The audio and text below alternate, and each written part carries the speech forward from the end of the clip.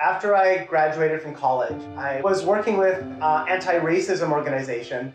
I had to go into schools and talk to kids about prejudice. And what I found over and over again is that these kids would be resistant. So even if you debunked the stereotype, it still wouldn't change their prejudices. The moment that their identity is bound up in these beliefs, they're not easily convinced by facts, and that can make it very hard to get through to those people.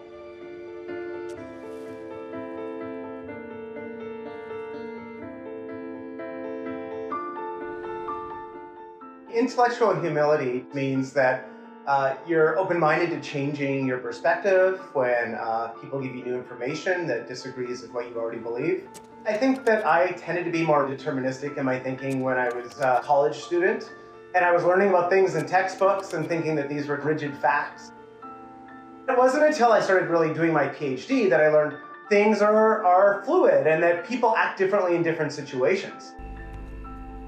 When I run a study, it's always exciting if it confirms your hypothesis. But what I've learned over time is the most exciting thing to find is where it goes in the exact opposite direction. And then you have this aha moment, because it means that you need to build your thinking. And if you don't do that in science, you become outdated incredibly quickly. Unfortunately, we have a society that rewards people for having a really strong opinion. If you log into social media and you're listening to people talk about an issue, that's how most people talk.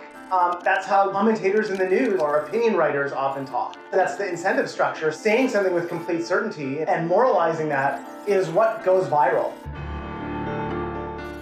Unfortunately, it doesn't often match reality. The more certain and rigid people are in their beliefs, the less likely it is to be true.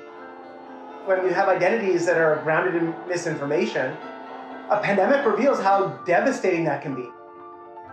Having seen how many people have died because of the spread of misinformation, everybody in society has a vested interest in finding out how to ground people's beliefs in reality. When people learn about social psychology, they often feel like there's all these gravitational forces guiding us and we have no choice in the world. Groups do influence us, but we influence what groups we join and we influence how those groups operate, what norms they have. I think that by instilling people with an intellectual humility, individuals' lives are more likely to thrive. They're going to have less social conflict. It also means that democracy is going to be healthier because they're going to be voting with their eyes open. And so I think that those are kind of fundamental ingredients, not only for an individual to live a healthy, successful life, but for society to be healthy.